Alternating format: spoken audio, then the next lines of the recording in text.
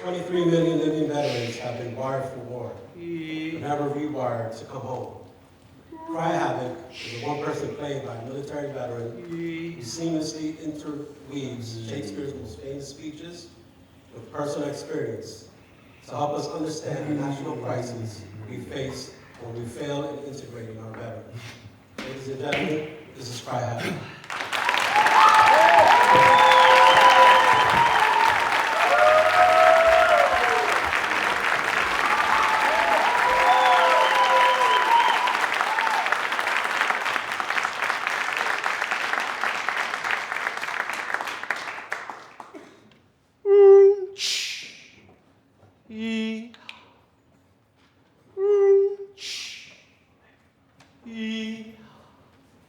Now is the winter of our discontent, made glorious summer by this.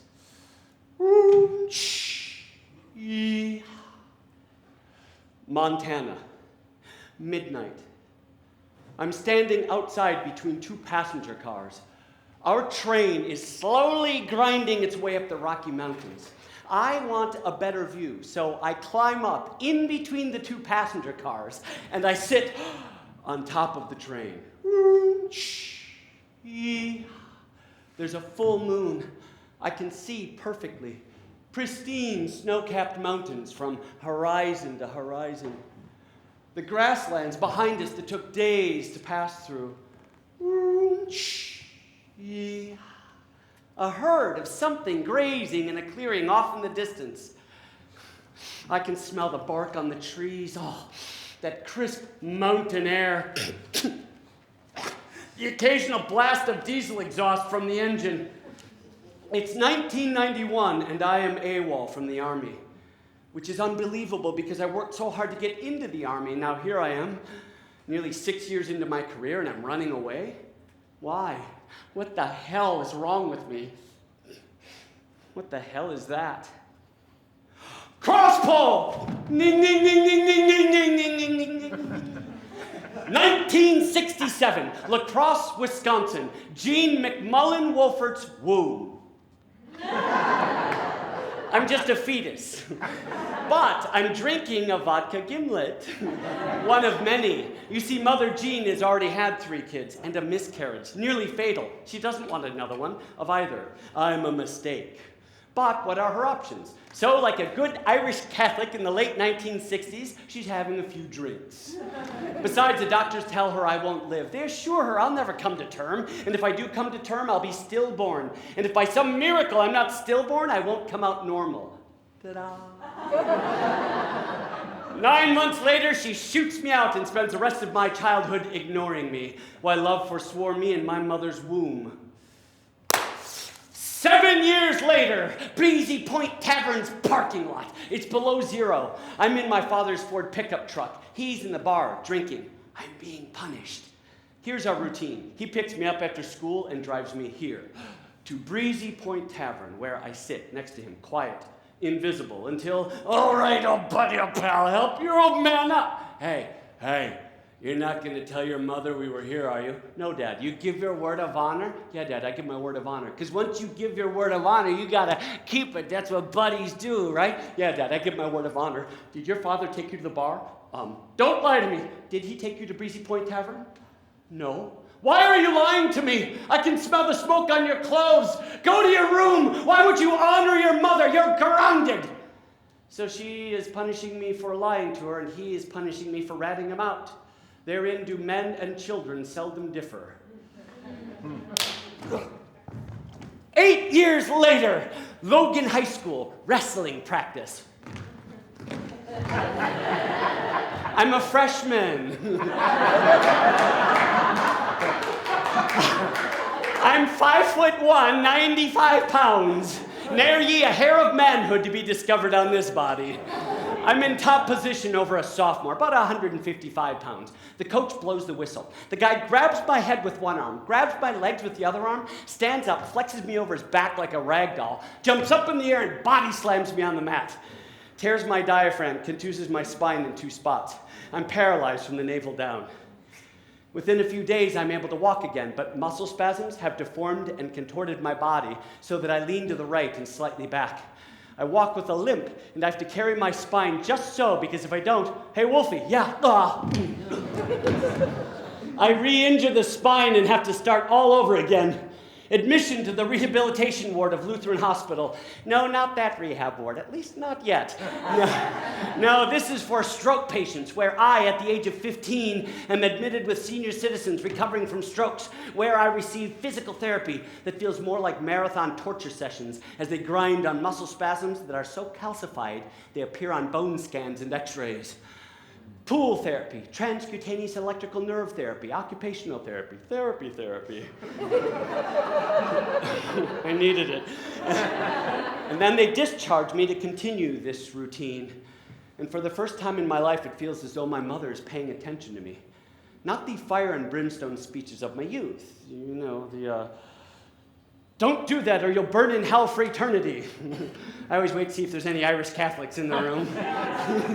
Or do this for your mother, it's my dying wish. Besides, if you don't, you'll burn in hell for eternity. No, this is nourishing, nurturing, inspiring even. My father, by this time, had become the kind of alcoholic that Eugene O'Neill would have been impressed with. 2 to 3 glasses of vodka, first thing when he woke up. Well, he didn't wake up so much as snap out of a drunken coma due to withdrawal symptoms, then drag his rebelling body to the cabinet under the kitchen sink where we stored the vodka. And by the early 80s, he was shaking so badly he couldn't even pour it for himself. So I, home from school, would limp over and pour it for him. What a pair we make, huh? And as any child of an alcoholic will tell you, I tried every trick in the book to break this routine. But alas, as they say, 2 to 3 proper glasses and then morning. Off he'd go to continue his routine. And my second oldest brother, Bob, who's laid off, my idol, and yet he's home, angry, taking it out on me on occasion. Let's just say I want out of this asylum known as the Wolfert household. I spend the next 2.5 years making a full recovery, and I graduate high school. Now what? Well, I dream of moving right here to New York City to become a dancer. But I am from La Crosse, Wisconsin, specifically the north side of La Crosse, Wisconsin. Where I'm from in those days, this is for fags. And I don't have the courage to stand up to that, so now what are my options? I could go away to college, to one of those gorgeous campuses I saw in the catalogs with the sprawling green campuses and the perfectly manicured hedges, right? And the winding sidewalks covered in gorgeous college co-eds, just beckoning me to attend their school. Apparently, they're all newly born Kolks. I'm not sure what this is. Pristine, stone-cut buildings that are so gorgeous, I am convinced I will become more intelligent just by walking through the door. But I'm the youngest son of a working-class family. They can't afford that. And even if they could, I'm number 4 on the financial totem pole, so now what are my options? Well, I could go to the local college, University of Wisconsin-La Crosse, and live at home, which I did for a couple of years. Or I could join one of the labor unions. My friends are all doing it. Construction, warehouse. It's good enough for them. Why not me? But I joined the Army. Well, I tried to join the Army because even they don't want me due to my back injury. But I camp out on the doorstep of the Minneapolis MEP station day and night for a week straight till they got sick of me. Shipped me off to basic training at Fort McClellan, Alabama. And now here I am. Nearly 6 years later, on top of a train. I have everything I thought I wanted when I joined the Army. I enlisted as a medic. They sent me back to college, got me my college degree, made me an officer. I'm an airborne air assault infantry officer being offered a 20-year commission. And I'm running away? Why? What the hell is wrong with me? Cross pole! Ning, ning, ning, ning, ning, ning, ning, ning, ning, ning, ning, ning.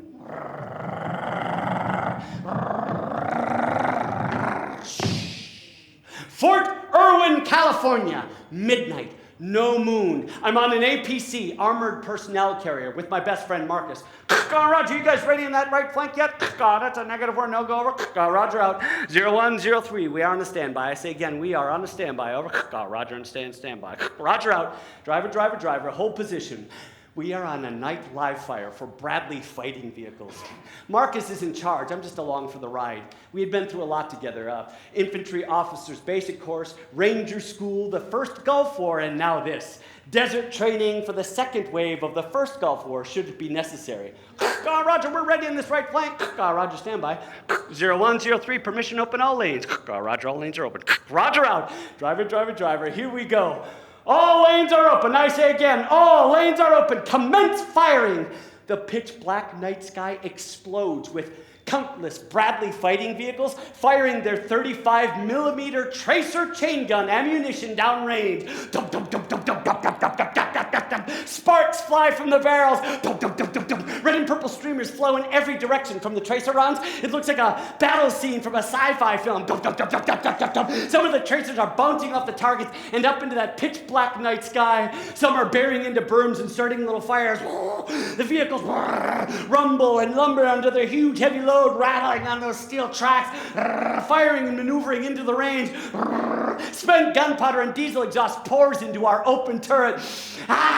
The radio explodes with people screaming. Some are yelling orders. Troop to the up at 2 o'clock, 250 meters. Some are just yelling, hoo-ah! This is the shit we lived for. Firing all of our ammunition at night with nobody shooting back.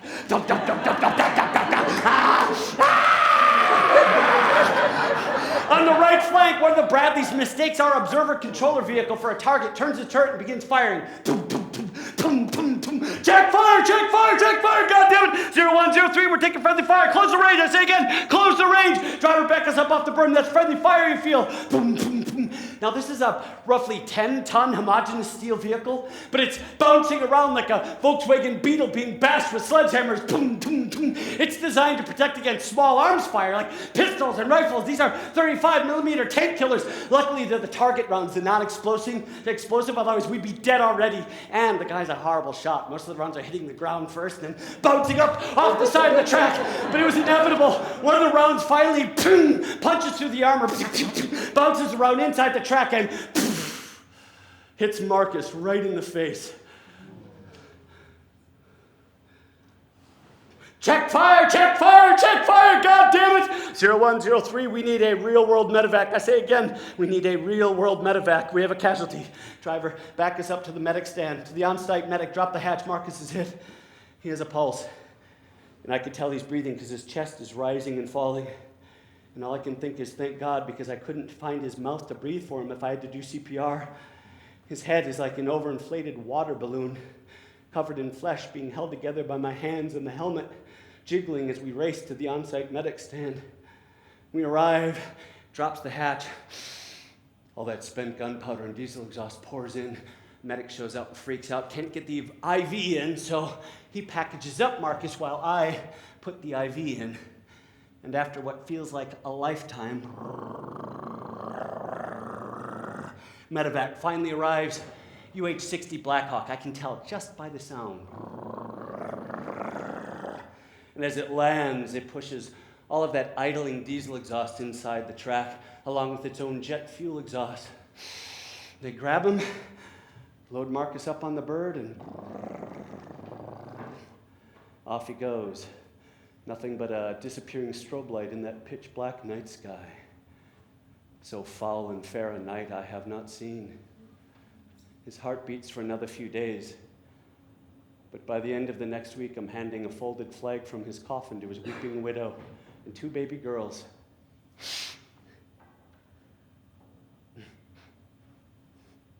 Madam, on behalf of the President of the United States of America and a grateful nation, I present you with this token of appreciation for your loved one's faithful and honorable service.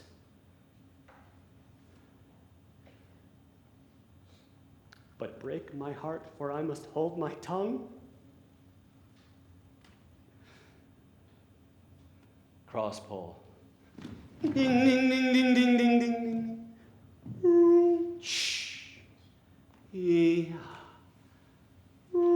Shh. Yeah.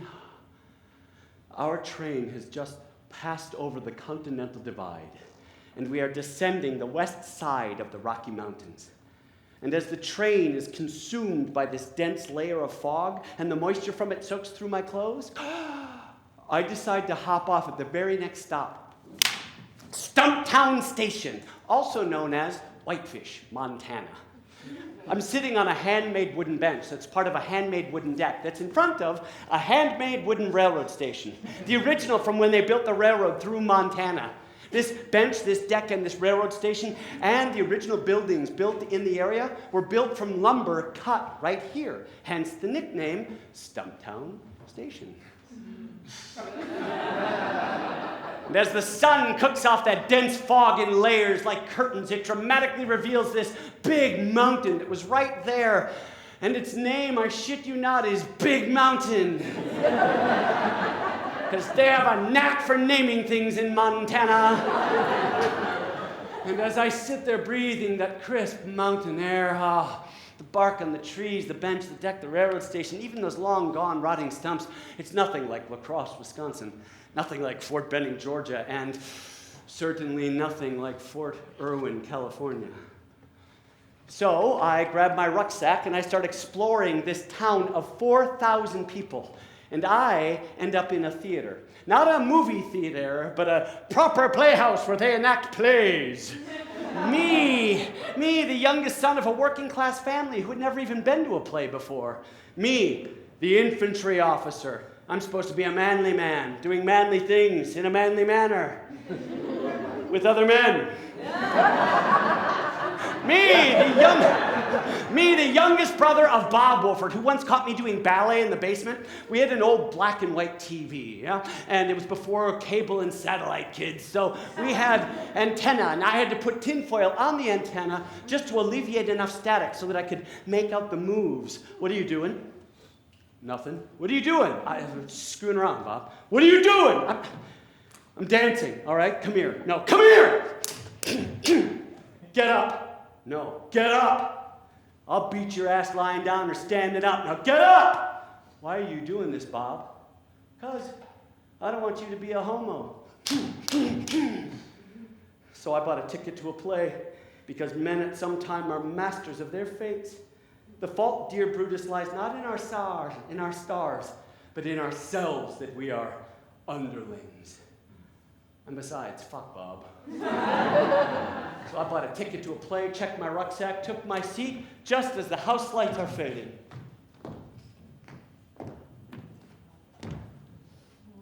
Now is the winter of our discontent, made glorious summer by this sun of York, and all the clouds that lowered upon our house in the deep bosom of the ocean buried. Now are our brows bound with victorious wreaths, our bruised arms hung up for monuments, our stern alarums changed to merry meetings, our dreadful marches to delightful measures. Grim-visaged war hath smoothed his wrinkled front, and now, instead of mounting barbed steeds to fright the souls of fearful adversaries, he capers nimbly in a lady's chamber to the lascivious pleasing of a lute. But I that am not shaped for sportive tricks, nor made to court an amorous looking glass, I that am curtailed of this fair proportion, cheated of feature by dissembling nature, deformed, unfinished, sent before my time into this breathing world scarce half made up, and that so lamely and unfashionable that dogs bark at me as I halt by them. Why, I, in this weak piping time of peace, have no delight to pass away the time. And therefore, since I cannot prove a lover to entertain these fair, well-spoken days, I am determined to prove a villain and hate the idle pleasure of these days. I was transfixed. There I sat in the audience, yet there I stood on stage. Like me, a soldier. Like me, conceived, gestated, born, and raised at a time of national war. For me, it was the American War in Vietnam. For Richard, the War of the Roses.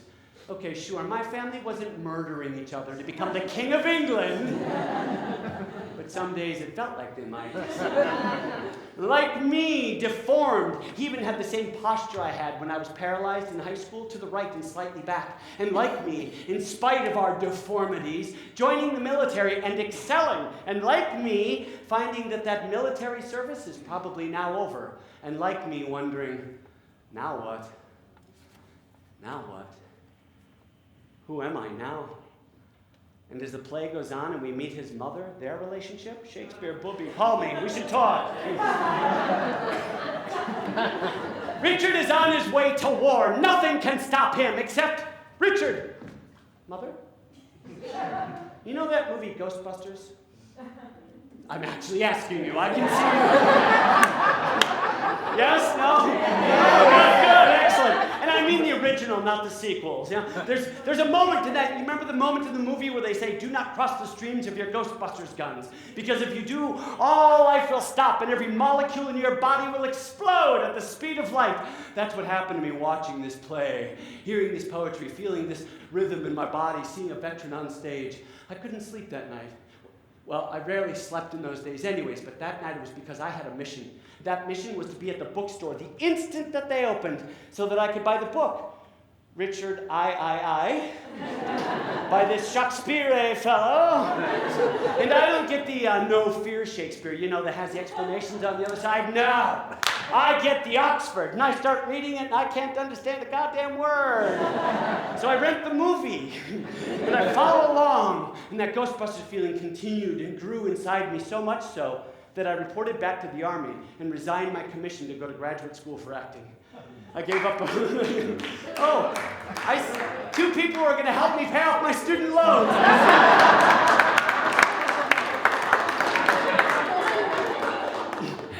And in graduate school, I'm going through these Shakespeare plays, and I'm finding a veteran in every single play. Not just the tragedies and histories, as one might imagine, but the comedies, the romances. I'm seeing, if not my experience, the experience of my brothers and sisters that I served with, and I'm meeting now. And I realized something else in graduate school, that I'm different than my classmates. I'm the only veteran. I respond differently if a truck goes by the rehearsal hall and shakes the walls of the rehearsal hall. I respond differently if a window's open and the diesel exhaust from that truck pours into that rehearsal hall. I respond differently if a helicopter flies over. I don't think they even notice. I can focus on nothing else. I respond differently if someone makes a loud noise that I didn't see coming. Like those, you know those big blue rectangular mats that they fold up like an accordion? You know what I'm saying? Yes, good. And apparently they're only used in like preschool and acting school. Well, they are. We had stacks of these things. And excuse me while I adjust my microphone. Oh, the illusion of theater's gone. We had stacks of these bastards, and my classmates used to love throwing them up in the air so that they landed flat on the ground. Oh! And even now, just remembering that, just that sound, it just tightened my stomach, my eyes, my mouth would go dry, my heart would pound. I wondered what the hell is wrong with me, because I wanted to tear apart the mat that made the noise, tear from limb to limb the person through the mat, and tear the flesh off of anybody who laughs at me for my reaction. What the hell is wrong with me? I was a sensitive little boy that wanted to be a dancer, and now I'm this. 20 years of asking what the hell is wrong with me, going through these plays by Shakespeare, working with classical actor training and the human sciences. After all of that, I've come up with a theory of what the hell is wrong with me. And in fact, the human sciences have helped me transform that into what happened to me. Well, I believe what happened to me is what happened to all veterans in this country. We were recruited at a psychologically malleable age. Then we were wired for war. But at the end of our military service, we were not unwired from war. We were not rewired for society. And then, to making matters worse, we're severed, amputated from our community of comrades, our structure, our mission, our purpose, our support, and put back into communities from which many of us fled. After all, 70% of all draftees and volunteers come from working class families. And we're put right back into communities that do not know how to deal with this, do not understand our experience, and we don't know how to adjust. No training. But let me focus on the wiring. What do I mean by wired for war? Well, the military takes people from all over the country, different abilities, different backgrounds, different intellectual levels, although you must be able to comprehend at least a 6th grade education level. They bring us together, and what do they do with the men, at least the men? The first thing they do, shave our heads. Why? Nobody's got gray hair or ugly hair or cool hair. We're all just cue balls. Then they take away our civilian clothes and put us in uniforms to become part of a unit. One, yes? Monochromatic outfits, if you will. All worn the exact same way, pressed the exact same way, buttoned the same way. The patches are all identical on them. Even the laces on our boots are all tied the exact same way. The way we stand, heels together, toes apart at a 45-degree angle. Legs straight, but do not lock your knees because you will pass out. Arms at your side. Not back like Gomer Pyle. Not out like wings. You're not going to fly away. Elbows pointed to the back, arms at your side. Hands closed but not clenched in the fist. Thumbs on the seams of your trousers. Head and eyes locked to the front. I said locked to the front, Wolfert. What are you looking at? Nothing. Nothing. You were looking right at me, Wolfert. You calling me nothing? No. No, what? Were you about to say no, you asshole? No, sir. Don't sir me. God damn it, I work for a living. It's no drill sergeant. No, drill sergeant. Wolfert, yes. Drill sergeant. Get down and beat your face. What? Beat your face! You smart-ass, when you screws up, you all pay the price. Front lean, rest position, move. I will count the cadence. You will count the repetitions. Ready? Exercise. 1, 2, 3, 4. 1, 2, 3, 2. 1, 2, 3, 3. We go up in pitch at the end, remember? And your basic training's only 12 weeks long. Position of a tin can, move! You can assume position of a tin can, get back down! Ready! Exercise! 1, 2, 3, 1! 1, 2, 3, 2! 1, 2, 3, 4! Position of attention, who told you to move? Get back down! Ready! Exercise! 1, 2, 3, 1! 1, 2, 3, 4! Position of attention. Do not anticipate, do not delay as a unit. Move! Too slow, get back down! On feet, fall in! Dress right, dress! Eyes, front! That's just to learn how to stand. That was easier when I was 18. I'm nearing 50. Give me a break. I can smell wind. But they're trying to create what I call the Labrador reflex, like the breed of dog. You can pick whatever breed you want, just no chihuahuas. Because they must be highly disciplined dogs. We have Labradors. And even though they're sitting, they're not relaxed because I'm holding the ball. Their stomach is churning. Their central nervous system is vibrating. Their eyes are glistening. Their breath is heaving. And if they could speak, they'd be saying, throw the ball, throw the ball, throw the ball, stay, throw the ball, stay. Let me go, stay, go get it. Takes off, grabs the ball, comes toward the back, drops it, throw it again. That's what they need.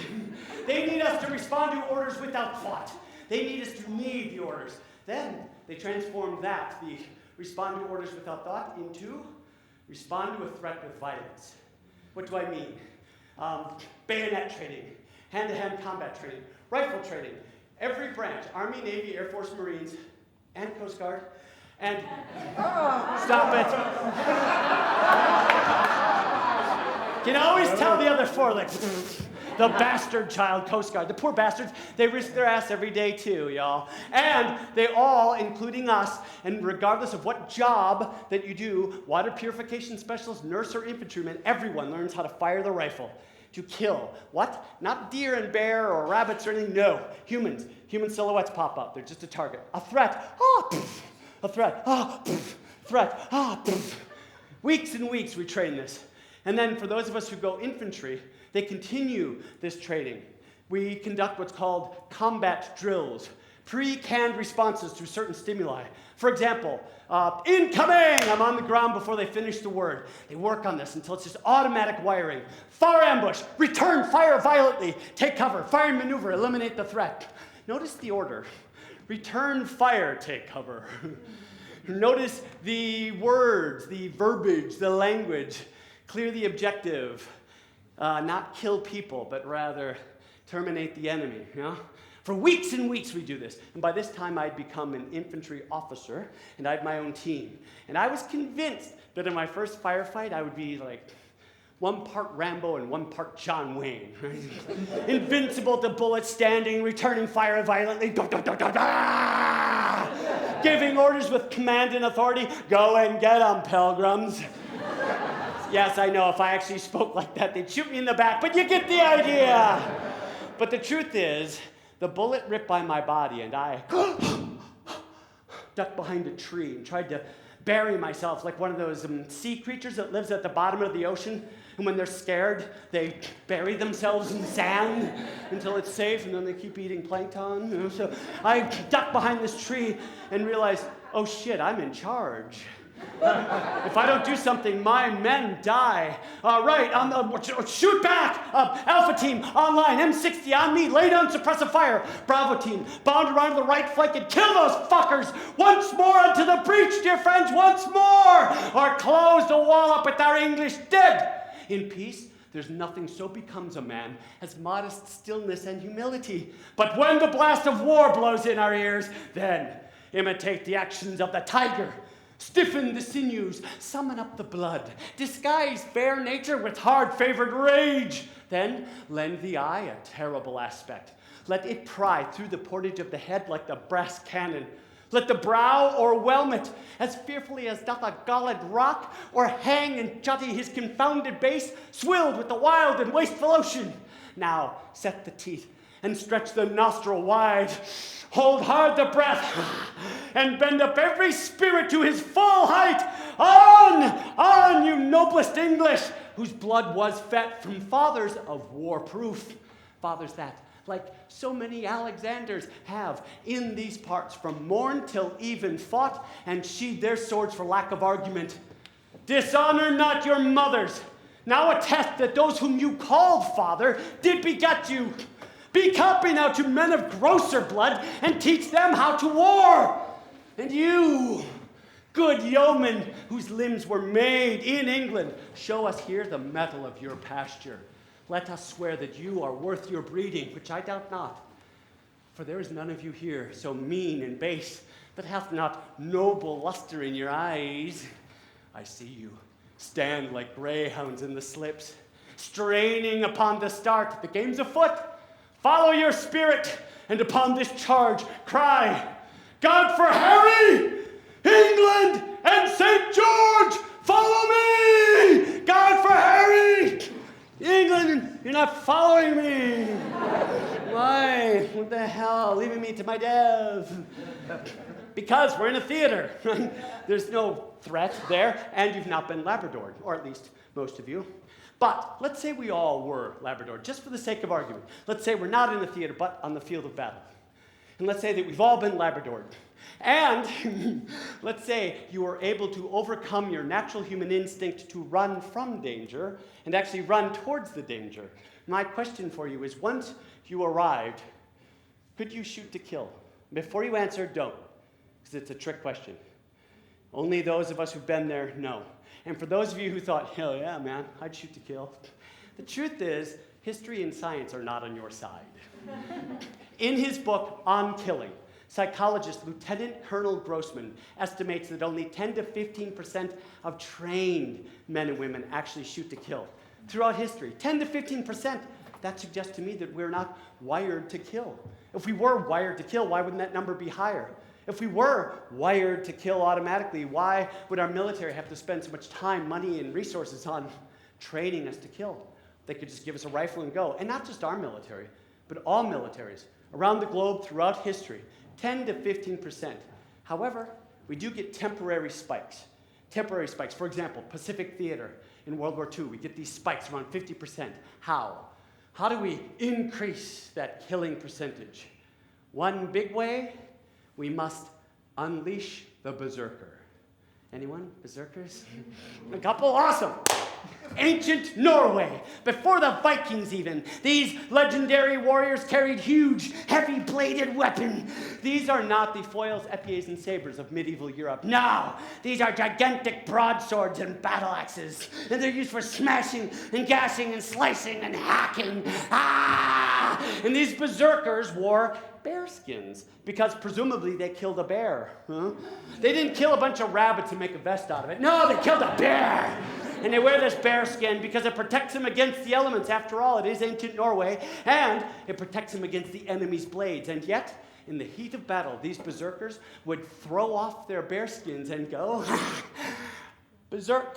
That's one of the places we get the word from. A single berserker could change the entire course of battle. All one need do is read Shakespeare's The Scottish play. Fuck it, I'll say Macbeth!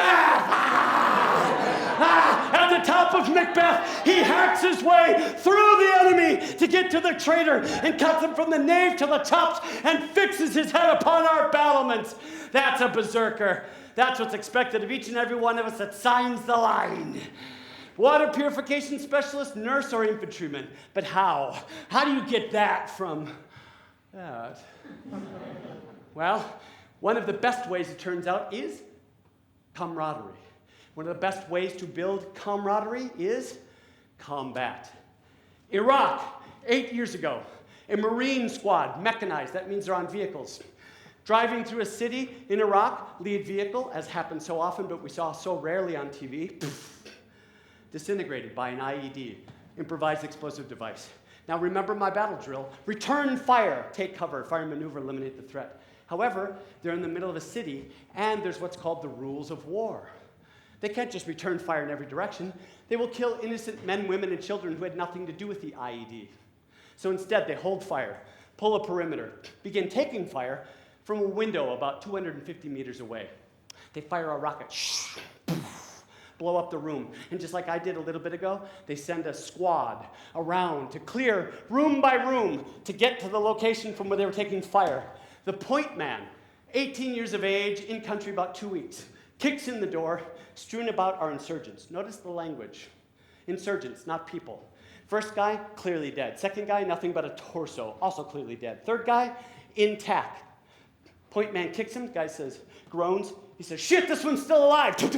Shoots him 3 times, says, you're dead now, fucker. One of his squad mates had one of those GoPro action camera helmets, or cameras on his helmet, videotaped it, released it online. The world called for this young man's head, and he was in fact put up on murder charges. He's not alone. There's been more than a few individuals and entire squads. Some have been found guilty. Now, I am not suggesting that we throw out the rules of war, nor am I suggesting that we summarily execute wounded POWs or healthy POWs. I am, however, offering that there's a different truth for those of us on the ground fighting than there is back here in good old safe US of A, where we don't even know there's a war going on. And what that truth is if this point man steps over this guy, he may be committing a cardinal sin. He may be leaving his brother behind him to be killed. Because what's been happening in every war we fought, the people we're fighting are not following the rules of war. He could be hiding an explosive vest, a grenade, a pistol, a rifle, and his brother behind him gets killed as a cardinal sin, because that's who we fight for. We few, we happy few, we band of brothers and sisters. For he or she that sheds his blood with me is my brother, more than my brother who used to beat my ass back home. Yes, I swore an oath to duty, honor, country. I did my duty, I love my country, and I served and discharged honorably. But to kill for those, it's a bit too ethereal for my working class brain. But for my brothers and sisters on my left and right, hell yeah. Because that's how I'm getting home. That's how they're getting home. So if this point man steps over this guy, following the rules of war, and his brother behind him gets, no.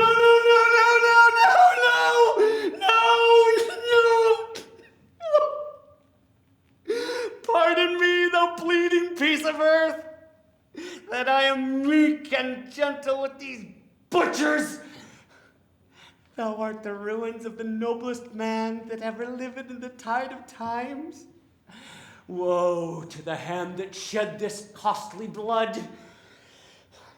Over thy wounds now do I prophesy, which, like dumb mouths, do ope their ruby lips to beg the voice and utterance of my tongue. A curse shall light upon the limbs of men. Domestic fury and fierce civil strife shall cumber all the parts of Italy. Blood and destruction shall be so in use, and dreadful objects so familiar, that mothers shall but smile when they behold their infants quartered with the hand of war, all pity choked with custom of fell deeds, and Caesar's spirit ranging for revenge, with Ate by his side, come hot from hell, shall in these confines with a monarch's voice cry, Havoc! And let slip the dogs of war, that this foul deed shall smell above the earth with carrion men groaning for burial. That'll do it. That'll unleash the berserker in nearly anyone. I know that when Marcus was killed, that was an American that shot him, and I stripped my top off and I went after him. They had to pull me from the range, and I know I would.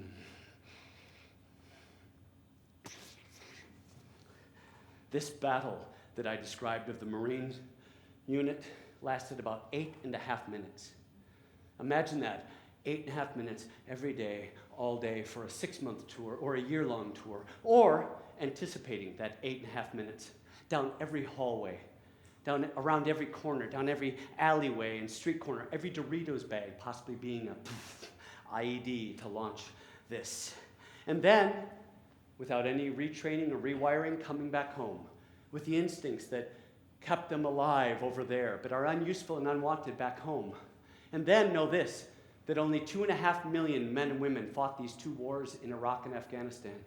That means the vast majority served multiple tours.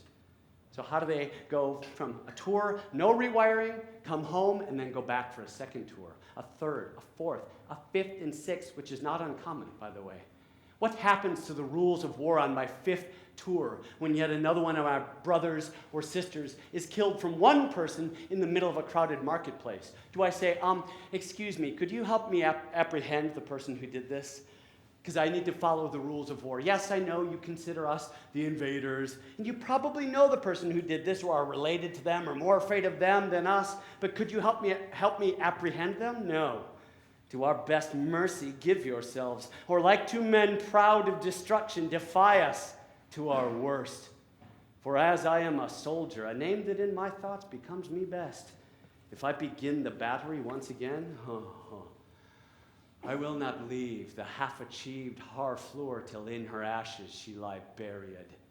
The gates of mercy shall be all shut up, and the fleshed soldier, rough and hard of heart, in liberty of bloody hand shall range, mowing like grass your fresh, fair virgins and your flowering infants. What is to me when you yourselves are cause, if your pure maidens fall into the hand of hot and forcing violation? Therefore, you men of Harfleur, take pity of your town and of your people, whilst yet my soldiers are in my command, whilst yet the cool and temperate wind of grace o'erblows the filthy and contagious clouds of heady murder, spoil, and villainy.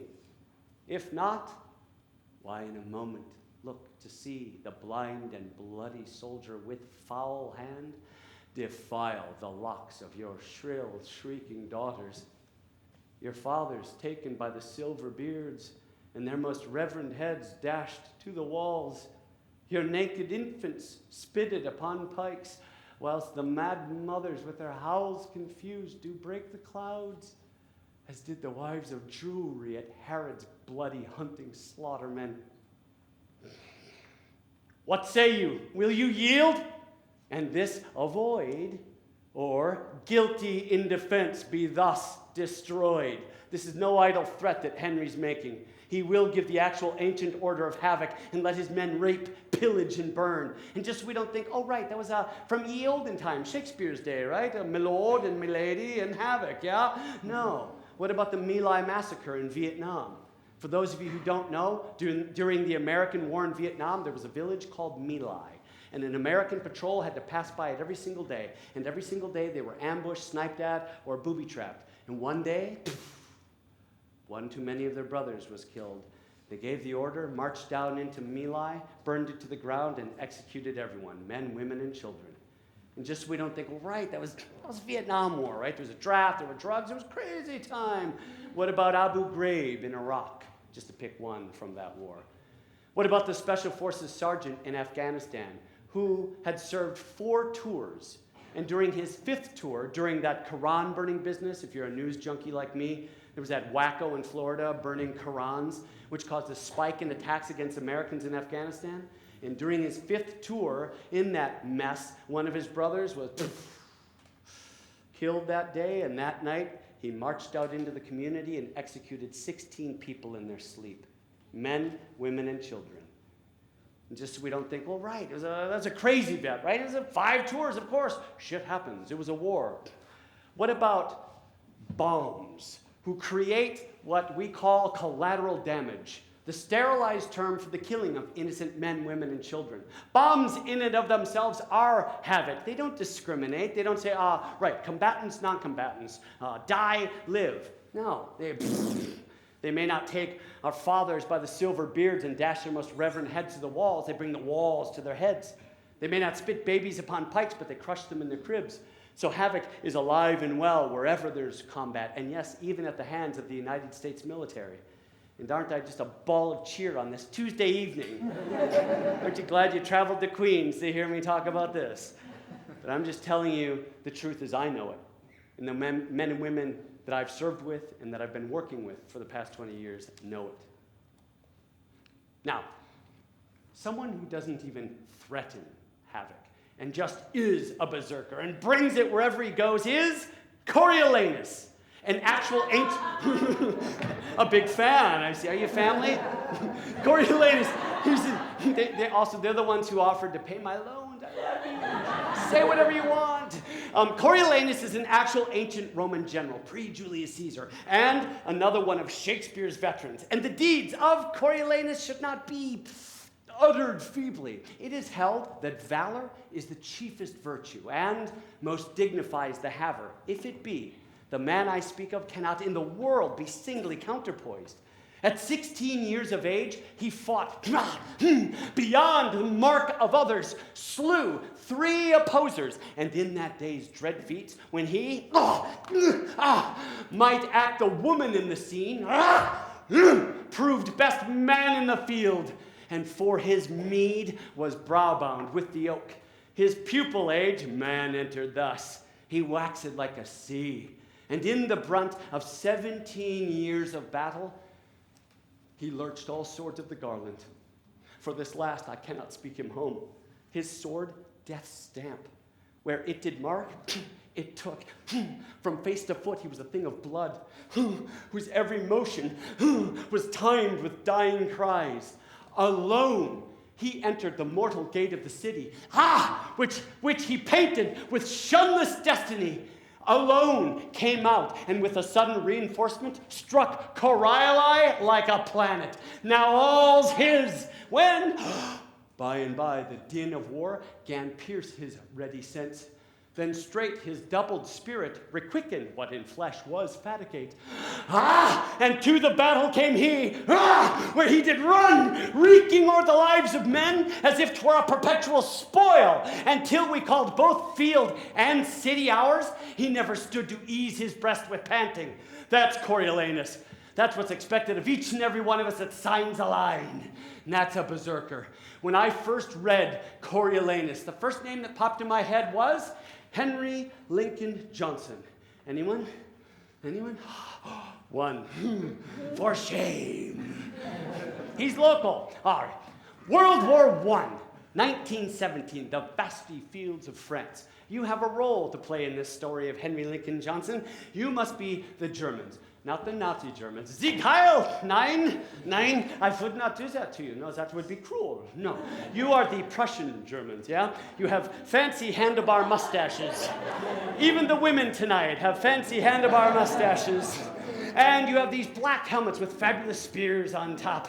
And you have a 5-shot German Mauser rifle. It's bolt action, by the way. So it goes bang, clunk, clunk, clunk, clunk, bang, clunk, clunk, clunk, clunk. 5 bullets, and reloading is a biatch.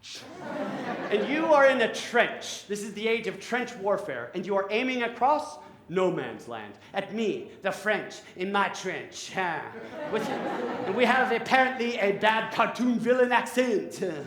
And we have a 3-shot rifle and blue helmets. We know who's on what side. And every so often, someone on our side blows a whistle. Yeah?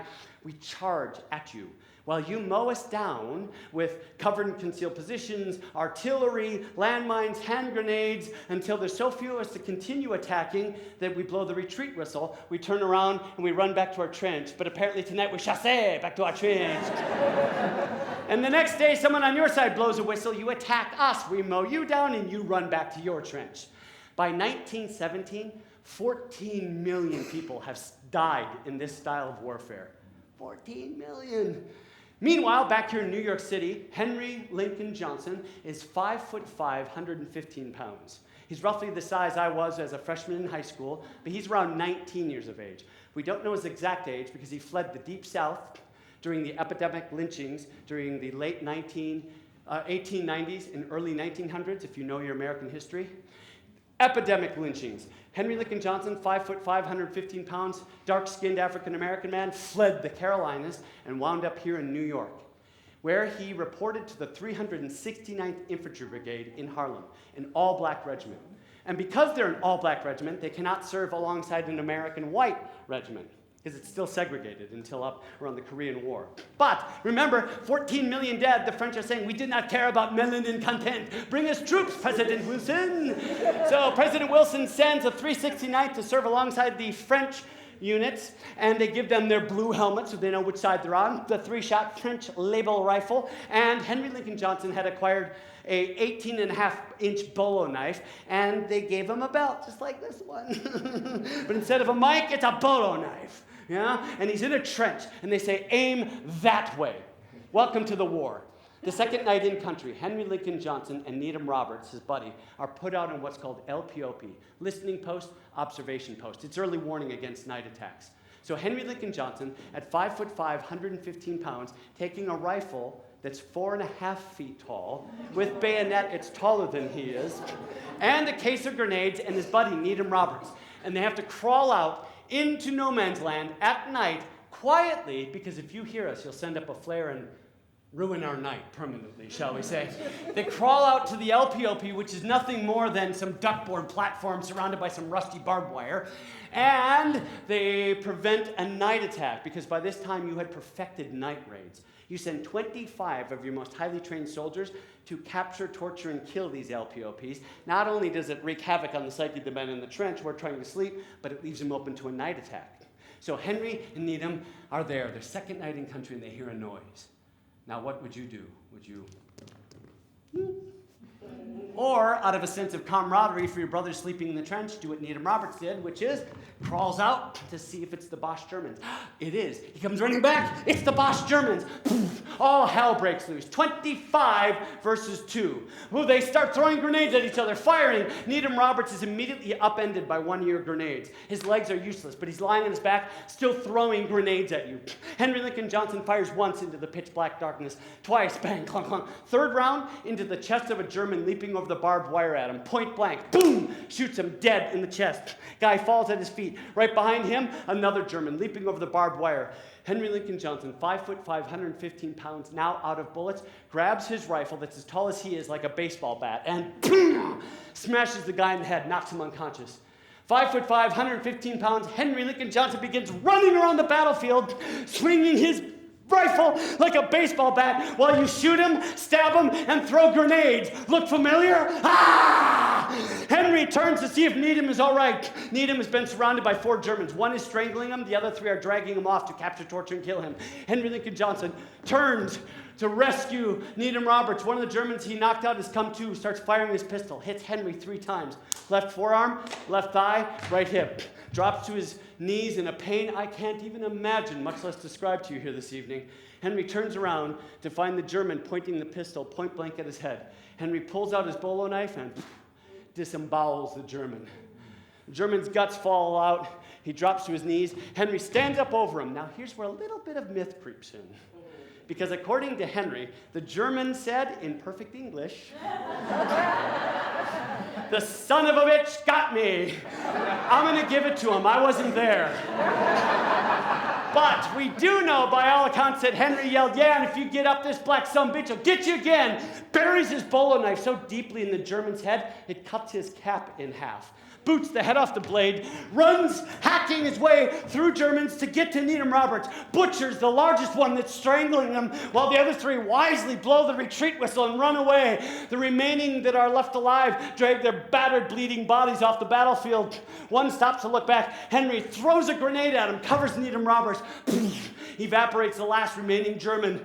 Henry Lincoln Johnson, 5'5", 95 pounds, or 115 pounds, mixing it up. He grabs Needham Roberts. He's now wounded 23 times, by the way. Grabs a much larger Needham Roberts and drags him back to the LPOP. And in classic American fashion, the reactionary team arrives to save the day, led by Corporal London. Henry says, Corporal London, turn out the guard, and passes out. Henry and Needham are taken to a French hospital because they cannot be treated alongside American whites. And in the hospital, Henry and Needham receive the French Cross of War, the highest honor a non-French soldier can receive. Henry Lincoln Johnson is the first American to receive this award. Not the first black American, the first American. Needham, the second. They spend 2 weeks in the hospital, then they volunteer to return to the trench out of a sense of camaraderie.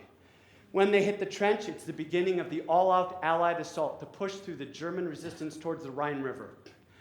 The 369th never gives up an inch of ground, and they are the first to reach the Rhine River after 170 straight days and nights of fighting, much of it up close and personal, hand-to-hand combat. First unit to reach the Rhine, and for that they are given the Regimental Cross of War. For that they are also given the moniker the Harlem Hellfighters. Henry Lincoln Johnson receives the moniker Black Death.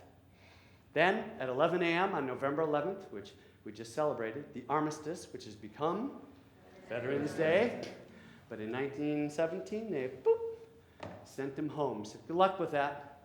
After 172 straight days of hell, go on home. I'm not even going to get into the home that Henry Lincoln Johnson came to. You know, the one where he can't drink out of a water fountain with white people who never served their country? Or eat at a counter with white people who never served their country. I'm not even going to get into that. I want to know how Henry comes home after 172 straight days and nights of hell, lies down at night and gets a full night's sleep with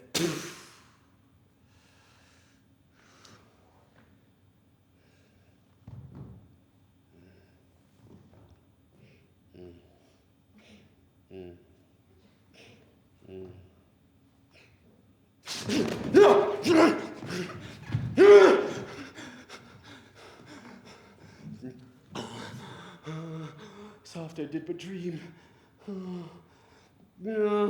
Coward conscience, how dost thou afflict me? Cold, fearful drops stand on my trembling flesh. What do I fear myself? There's none else by. Is there a murderer here? Nope.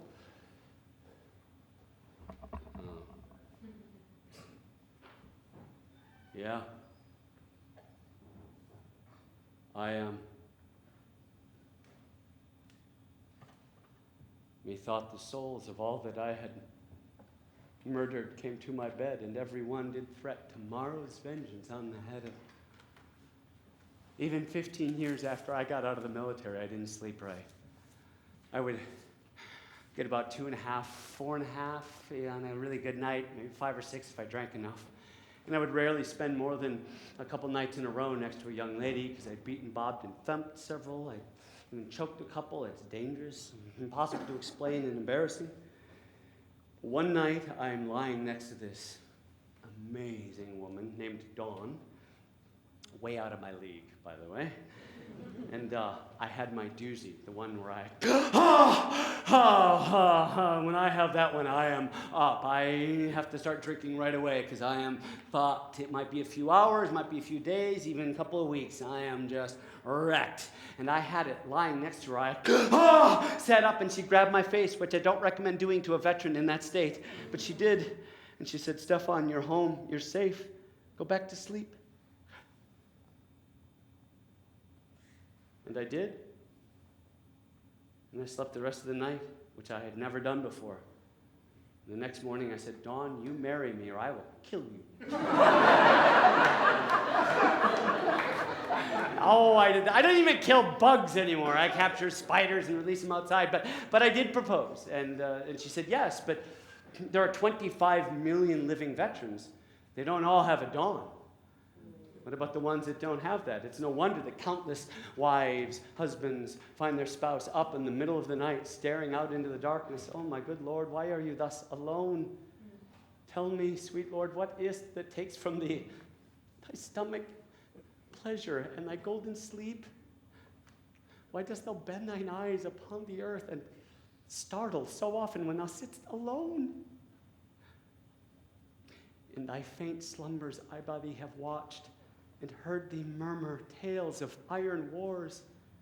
Cry, courage, to the field. And thou hast talked of prisoners' ransom and of soldiers slain, and all the currents of a heavy fight. Thy spirit within thee hath been so at war, and thus hath so bestirred thee in thy sleep, that beads of sweat have stood upon thy brow, like bubbles in a late disturbed stream. And in thy face strange motions have appeared, such as we see when men restrain their breath on some great sudden hest. Oh, what portents are these? Some heavy business hath my Lord in hand, and I must know it, else he loves me not. We've always had women fighting in our wars. From the very beginning, from the Revolutionary War to the Civil War, many, many, many women disguised themselves as men because the uniform allowed them to do so. Another way they served was, they were called Molly pitchers. They carried pails of water. This is a stick, by the way. They carried pails at the end of a stick, and they carry it up through the hail of bullets and cannon fire to deliver to the men. And if someone died on the firing line of the cannon, the women would take over. And now our Department of Defense has authorized that women may officially serve in the combat zones of which they've been serving. And that same Department of Defense has also acknowledged that 1 in 3 female service members has survived military sexual trauma. 1 in 3. So how do I, as a female service member, go through combat, the same combat that the men are going through, and survive rape? And by the way, the majority of it is by rank, higher NCO, higher officer, survive rape by rank, then come home without any wiring or rewiring to deal with that, and then remember multiple tours. Go back and serve another tour under that commander, that NCO. To whom should I complain? If I did tell this, who would believe me? So, I can't sleep, I can't talk to my family, and I can't talk to my chain of command. What do? I know what I did before dawn. I drank a lot. I preferred to call it self-medication, because alcohol always helps me make better decisions. And it calms my fighting reflex right down, because the best place for me in the middle of a post-traumatic stress disorder moment was a crowded bar with lots of alcohol, yeah? Loud noises, strange people, or the worst day of the year, the 4th of July. A backyard, right? Backyard barbecue on the 4th of July. Now, I didn't go through a moiety of what Henry Lincoln Johnson went through, and I hate the 4th of July. So how does Henry Lincoln Johnson, after 172 straight days and nights of hell, come home, go to his neighbor's backyard barbecue on the 4th of July with fireworks in every direction? Hey, Henry, how you doing? Pretty good. Hey, you want a beer? Yeah, please. Hey, where you been, man? France, actually. Oh, yeah? What were you doing there? There was a war on, actually. Oh, yeah? Hey, tell me, were you in the shit? Did you ever kill anyone? You should never, ever actually ask a veteran that. Come on, man, tell me. Come on. You defended democracy. You defended America, our freedoms. You should be proud. Come on, did you ever kill anyone? Did you ever kill anyone? Come on, fuck off, right? Oh, real nice. Come to my party and talk like that. Saying the F word in front of my kids? This is my party. They're right there. How dare you? Why can't you guys just come back and get over it, huh? Why can't you just come back, talk nice, fit in, and speak pleasantly, huh? Why can't you do that? Because he that would give good words to thee would flatter beneath abhorring. Veteran, what would you have, you curs that like nor peace nor war? The one affrights you, the other makes you proud. He that trusts to you, where he should find you lions, finds you hares. Where foxes, geese. He that depends upon your favors swims with fins of lead and hews down oaks with rushes. Hang ye! Trust ye? With every minute you do change your mind and call him noble that was now your hate, him vile that was your garland. What's the matter? You common cry of curs, whose breaths I hate, as do reek of the rotting fens, whose loves I prize as the dead carcasses of unburied men that do corrupt my air. I banish you, and here remain with your uncertainty. Let every feeble rumor shake your hearts. Your enemies, with waving of their flags, fan you into despair, till your ignorance deliver you, as most abated captives, to some nation that won you without blows, despising for you this city. Thus I turn my back. There is a world elsewhere. And I'm the veteran who's so afraid of my war wiring, I leave everything behind. You probably stepped over me on the corner on your way here. I have my piss-soaked pants and tattered cardboard sign that reads, "I'm a vet, please help." We all pretty much do the same thing. Oh, sorry, oh God, you stink. Don't look me in the eyes. Don't ask me for money. Or I'm the veteran who keeps his war wiring. Like the young man in Washington State who returned home from combat, went to a party, got into an argument with his friends at the party, shot 4 of his friends, fled the scene, crashed through the gate at Rainier National Park, was pursued by the park ranger, killed the park ranger because they train us well, then stripped naked, marched up Mount Rainier and took his own life. When peasants die, there are no comets seen. For those of us who die quietly with our honor intact, Arlington National Cemetery, where the deceased veterans are laid and interred. The sprawling green campus is not unlike the campuses I saw in the college catalogs, perfectly manicured hedges and lawns, but instead of being covered in gorgeous college co-eds, it's perfectly aligned with gravestones representing the deceased veterans. The newly deceased descend their aircraft in flag-draped coffins and come by convoy, led by their commander, to be buried at Arlington. Hail, Rome, victorious in thy mourning weeds.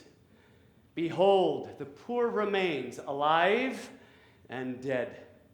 We that survive, let Rome reward with love these that we bring unto their latest home, with burial among their ancestors. O sacred receptacle of our joy, sweet cell of virtue and nobility, how many of our sons and daughters hast thou in store that thou wilt never render to us more?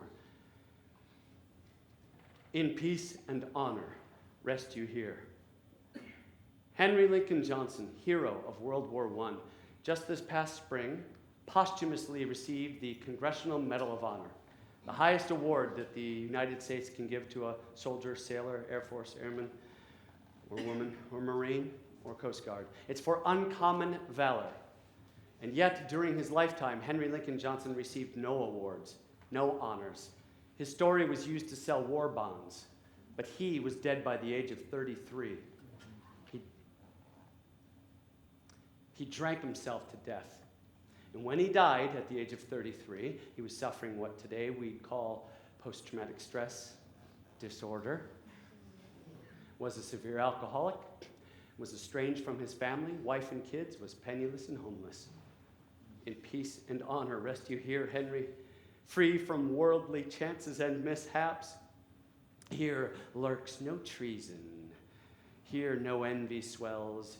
Here grow no damned drugs. Here are no storms, no noise, but silence and eternal sleep. In peace and honor rest you here.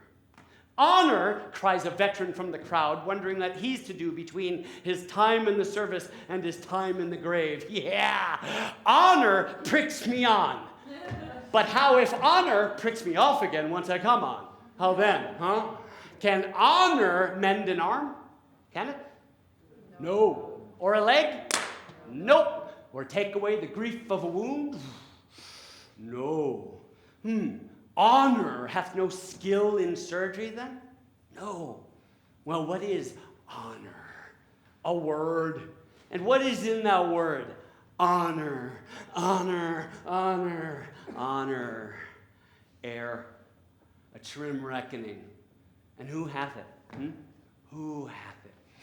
He and she that died on Wednesday. But can he feel it? No. Can she hear it? Let's see. Hello, honor. Anything? Nope. 'Tis insensible then? Yea, to the dead? Doth it not live on then in the living? No. Why? Detraction will not suffer it. Therefore I'll none of it. Honor? Honor. It's a mere scutcheon. So ends my catechism. Los Angeles, 9 years ago now. 9 years ago, Los Angeles. I am catering. Hello, fellow caterers. I can always tell by that maniacal laughter you have. I am catering a tea party, not the political tea party. You're going to be okay. You've done the same party, I see. I am catering a tea party, not the political tea party, but a Disney princess tea party. These gorgeous little 4, 5, and 6-year-old girls are dressed in their Disney princess gowns, and they're running by these gigantic tables piled high with frosted, sugary goodness disguised as cake, and they grab fistfuls of it, and they jam it somewhere near their mouths, and they throw the rest on the ground. And my job as a caterer is to bend over and pick up these saliva-strewn balls. And as I bent over to pick it up, I saw my hand as it was when I served in the military. I saw the dirt and gun oil actually in the cracks of my hands, and I blinked and it was gone, and saw what it was doing. It was a kick in the groin. These hands that served this country, that held my best friend's head together, handed several folded flags to weeping family members, called in airstrikes, medevacs, saluted people that were calling me sir and looking me in the eyes. And now I'm picking up. And as I knelt there for I don't know how long, I might have been kneeling 0.3 of a second, 3 minutes, I have no idea. A little girl walked up, looked me right in the eyes, the first one all day to look me in the eyes. And she threw her cake at me. And my body's reaction, not my thought, my body's impulse was crush her skull. I lurched at her. I caught myself. I didn't hit her. I caught myself. We locked eyes, horrified. She turned, ran, screaming to her mother. More horrified, I pulled myself up, ran to my Jeep in the parking ramp, drove home to my apartment in Venice, locked the door, pulled out my sawed-off shotgun, opened up the breech, jammed a shell in, closed the breech, rocked back the hammer. To be or not to be, that is the question. Whether 'tis nobler in the mind to suffer the slings and arrows of outrageous fortune, or to take arms against a sea of troubles, and by opposing and them to die, to sleep no more, and by a sleep to say we end the heartache and the 1,000 natural shocks that flesh is heir to. 'Tis a consummation, devoutly to be wished, to die, to sleep. To sleep, perchance to dream. Aye, there's the rub. For in that sleep of death, what dreams may come when we have shuffled off this mortal coil must give us pause. For who would bear the whips and scorns of time, to sweat and grunt under a weary life, but that for the dread of something after death, the undiscovered country, from whose bourne no traveler returns, puzzles the will, and makes us rather bear those ills we have than fly to others we know not of. Thus, conscience does make cowards of us all. And to this day, there's a part of me that feels a coward that I didn't pull the trigger. I can hear my brother, other people going, pussy, pull the trigger. But why? Why did I want to kill myself? It wasn't the catering. Wasn't entirely the catering. I believe it's because now is the winter of our discontent made glorious summer by this son of York.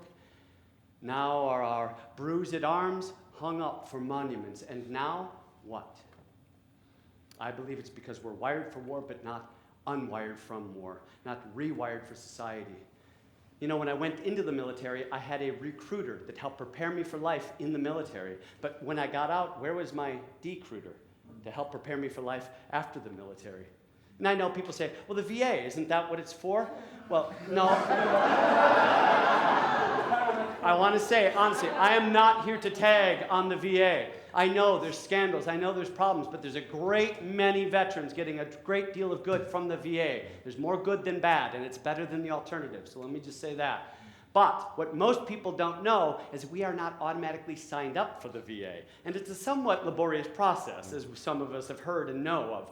And even for those of us who go through that process, we are not automatically covered by the VA. And even for those who are, the VA does not decruit. And if I'm wrong about needing decruitment, who's catering your kid's party? If I'm wrong about decruiting, why are 22 veterans killing themselves every day? 22 a day. That's one every hour and 9 minutes? That means in the time I started speaking to you,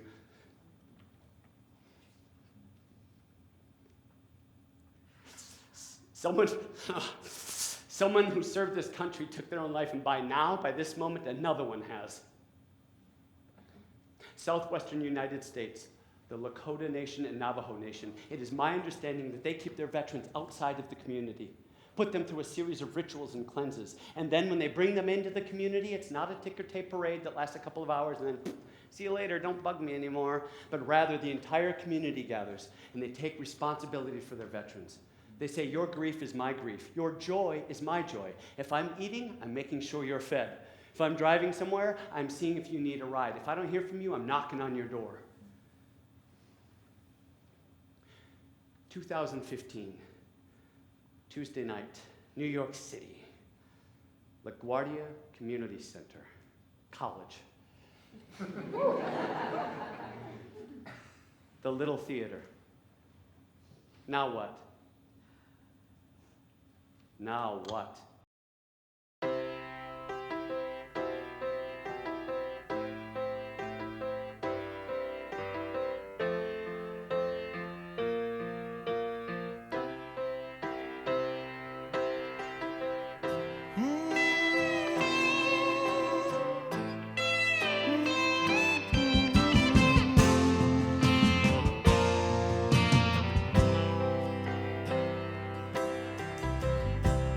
Yesterday, I met a friend of mine.